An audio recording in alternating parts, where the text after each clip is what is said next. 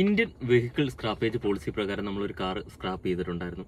ആ സ്ക്രാപ്പ് ചെയ്തതിന് ശേഷം ഒരാഴ്ച കഴിഞ്ഞപ്പോഴത്തേക്കും നമുക്കൊരു സർട്ടിഫിക്കറ്റ് ഓഫ് ഡെപ്പോസിറ്റ് കിട്ടിയിട്ടുണ്ട്. അപ്പോൾ ആ സർട്ടിഫിക്കറ്റ് ഓഫ് ഡെപ്പോസിറ്റിൽ നമ്മുടെ വണ്ടിയുടെ ഡീറ്റെയിൽസ് എല്ലാം, അത് ഞാനിവിടെ അറ്റാച്ച് ചെയ്യുന്നുണ്ട്, നമ്മുടെ വണ്ടിയുടെ ഡീറ്റെയിൽസ് എല്ലാം അതിൽ കൊടുത്തിട്ടുണ്ട്. അതിനുശേഷം അവർ നമുക്ക് കിട്ടുന്ന ബെനിഫിറ്റ്സ് ഞാൻ എൻ്റെ നേരത്തെ വീഡിയോയിൽ പറഞ്ഞതുപോലെ തന്നെ ആ സെയിം കാര്യങ്ങൾ തന്നെയാണ് പറയുന്നത്. ഒന്ന്, registration fees waiver as per rule 81 of CMVR 1989. രണ്ടാമത്തേത്, concession of motor vehicle tax as prescribed in the state of purchase of new vehicle. പിന്നെ മൂന്നാമത്തേത്, auto OEM discount as per the discretion of auto OEM dealers. അപ്പോൾ ഈ 3 കാര്യങ്ങളാണ് നമുക്ക് benefits ആയിട്ട് അവർ പറയുന്നത്. പിന്നെ അതിന്റെ ഏറ്റവും അടിയിലായിട്ട് നമുക്ക് ട്രേഡ് ചെയ്യാൻ പറ്റും ഈ സർട്ടിഫിക്കറ്റ് ഓഫ് ഡെപ്പോസിറ്റ്. നമുക്ക് വേണ്ടാന്നുണ്ടെങ്കിൽ നമുക്ക് വേറൊരാൾക്ക് ഇത് ഹാൻഡ് ഓവർ ചെയ്യാനുള്ള ഓപ്ഷനും ഉണ്ട്. അതാണ് ഇവർ പറയുന്നത്.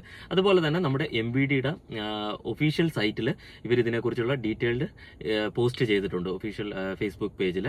അപ്പം ഈ സെന്റേഴ്സിന് പറയുന്ന പേരെന്ന് പറഞ്ഞാൽ RVSF എന്നാണ്, രജിസ്റ്റേർഡ് വെഹിക്കിൾ സ്ക്രാപ്പിംഗ് ഫെസിലിറ്റി എന്നുള്ളത്. നമ്മുടെ കേരളത്തിൽ അംഗീകാരമായിട്ടുള്ളത് 3 എണ്ണത്തിനാണ്. ഒന്ന് ചേർത്തലയിൽ അണ്ടർ സിൽക്കിന്റെ അണ്ടറിൽ, പിന്നെ രണ്ടാമത്തേത് എടപ്പാൾ അണ്ടർ KSRTC, മൂന്നാമത്തേത് വീണ്ടും സിൽക്കിന്റെ അണ്ടറിൽ തന്നെ അഴീക്കൽ കണ്ണൂർ. ഈ 3 എണ്ണമാണ് ഇപ്പോഴുള്ളത്. അപ്പം നമുക്ക് ഈ സർട്ടിഫിക്കറ്റ് ഓഫ് ഡെപ്പോസിറ്റ് കിട്ടിക്കഴിഞ്ഞ് കഴിഞ്ഞാൽ നമ്മളിത് RTO ഓഫീസിൽ കൊടുത്തു കഴിഞ്ഞ് കഴിഞ്ഞാൽ നമ്മുടെ RC ക്യാൻസൽ ആകും, ഓട്ടോമാറ്റിക്കായിട്ട് RC ക്യാൻസൽ ആകുമെന്നാണ് അവരുടെ ഫേസ്ബുക്ക് പേജിൽ പറയുന്നത്.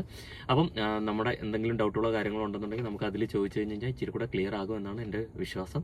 അപ്പം താങ്ക് യു, ബൈ.